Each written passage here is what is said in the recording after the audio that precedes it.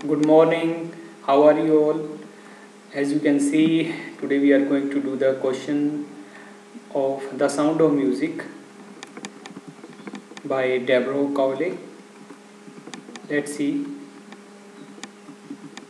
तो इसमें जो मोस्ट इम्पोर्टेंट क्वेश्चन जो बार बार रिपीट होता है कि how does Evelyn here music, कि इवलिन है वो म्यूज़िक कैसे सुनती है, ये बार बार क्वेश्चन रिपीट होता है। वो हम आज ये एक क्वेश्चन करेंगे, how does Evelyn here music, वो म्यूज़िक कैसे सुनती है। एज़ यू नो कि वो 8 ईयर की थी तब उसका जो गर्ल है वो इवलिन गिलिनी, उसके बारे में पता चल गया था कि वो म्यूज़िक नहीं सुन सकती, वो म्यूज़िक नहीं या कुछ भी नहीं सुन सकती।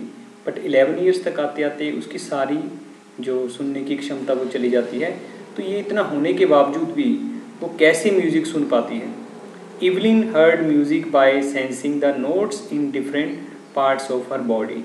तो इवलिन, थोड़ा मैं बैकग्राउंड बता देता हूँ आपको कि इवलिन को 11 साल की एज में तो बिल्कुल ही सुनना बंद हो गया था और उसकी मदर बड़ी परेशान हुई वो कैसे करेगी, क्योंकि उसका म्यूजिक में शौक़ था बहुत ज़्यादा। तो वो कैसे सुनती है जब वो सुनता ही नहीं है उसको। तो डेफ है वो, DEAF, डेफ मतलब बहरी हो चुकी है। तो वो कैसे सुनेगी, कैसे म्यूज़िक सीखेगी, क्योंकि जब तक वो म्यूज़िक सुनेगी नहीं तो उसको प्रोड्यूस कैसे करेगी। तो हम देखते हैं, Evelyn heard music by sensing. तो इवलिन कैसे म्यूज़िक सुनती है, सेंस करके। सेंस करना मतलब फील करके, अपनी सेंसेस के थ्रू। अब हमारी डिफरेंट सेंसेस हैं, टचिंग, स्मेलिंग, डिफरेंट सेंसेस होती हैं। तो वो टच करके, फील करके म्यूज़िक को सेंस करती है, समझती है। The notes of different parts of her body, अपनी बॉडी के डिफरेंट पार्ट्स में वो म्यूज़िक को फील करके सुनती है। Her teacher Ron Forbes tune 2 drums.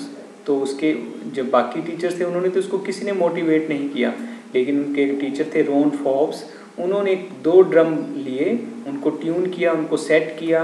Different notes, अलग अलग तरह की आवाज़ उसमें नोट्स निकलते थे, साउंड निकलती थी। And told her to sense the sound without her ears. और उसको कहा कि भी तू कान के बिना इसको समझने की, सुनने की, फील करने की कोशिश कर। तो उसके जो टीचर हैं रॉन फॉब्स उसको बहुत मोटिवेट करते हैं। She started feeling the higher drum. तो उसने शुरू क्या किया, feeling the higher drum from the waist up. तो जो हायर ड्रम था, बड़ा ऊंचा ड्रम था, ऊंची ड्रम की आवाज़ आती थी, उसको अपनी कमर से ऊपर से फील करना शुरू किया। And the lower drum from the waist down, और लोअर ड्रम को अपनी कमर के नीचे से फील करना शुरू किया। फील करना, एक तो हम कानों से सुनते हैं, एक फील करना, उसकी कंपन को, वाइब्रेशन को, उसकी तरंगों को फील करना, सेंस करना। उसने वैसे म्यूज़िक सुनना शुरू किया, क्योंकि अभी तो उसको सुनता ही नहीं था बिल्कुल भी। She practice to open her mind and body to sounds and vibrations.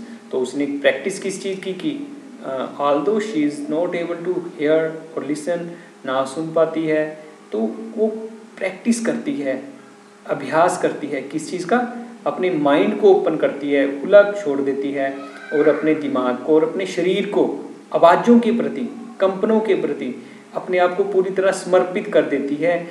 Apart from, उसको सुनता नहीं है, लेकिन अपने दिमाग को और अपने शरीर को ओपन कर देती है। किस चीज़ के लिए, आवाज़ों के प्रति और कंपनों के प्रति, जो भी कंपन उसे सुनाई देती है।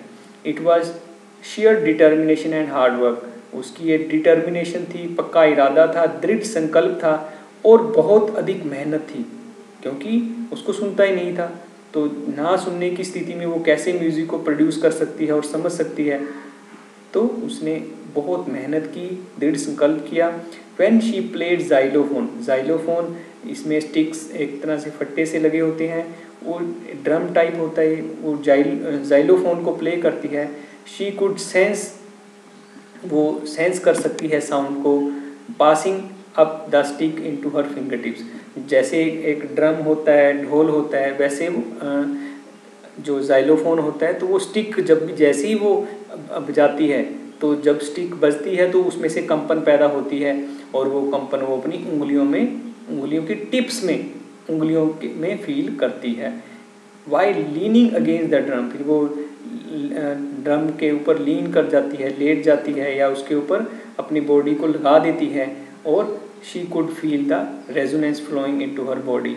तो वो जैसे ही अपनी बॉडी को ड्रम के साथ लगाती है, अपने बॉडी के साथ, तो वो जो ड्रम को बीट करती है तो उसकी जो रेजोनेंस है, उसकी साउंड्स हैं, उसको अपनी बॉडी में फील करती है, उसकी कंपन को और उसकी आवाज़ को। On A wooden platform she removed her shoes so that vibration could pass through her bare feet.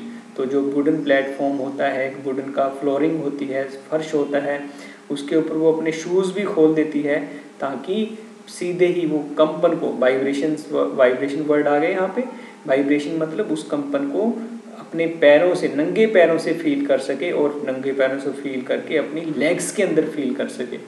तो उसने इतनी मेहनत की कि आवाज़ उसको बिल्कुल भी नहीं सुनती थी ड्रम्स की या डिफरेंट जो भी इंस्ट्रूमेंट होते थे वाद्य यंत्र, लेकिन वो उसकी कंपन से ही अपनी बॉडी में फील करके, अपनी उंगलियों में फील करके, अपने पैरों में फील करके, अपनी कमर के ऊपर से फील करके, कमर से नीचे से फील करके वो म्यूज़िक को समझना शुरू कर देती है।